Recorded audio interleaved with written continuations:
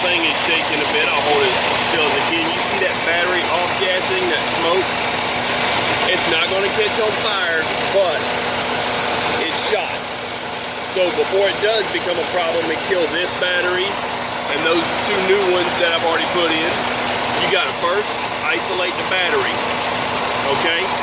You don't want to be breathing that mess in. So, check this out. Your battery, they say it stinks like rotten eggs, but it's worse than that. So check this out. Here's what I'm gonna do. I'm gonna take this wrench, because this is the safest way to go. Start on the negative side. I've already broken it loose a little bit. I wanna make sure it was good. Man, it really does. It's a noxious gas that stinks like crazy. Once you isolate it, it'll stop making the battery hot and it'll stop. You can ride like that. Okay. I got the nut and the wrench out of the way. Pull this off and make this thing happy again.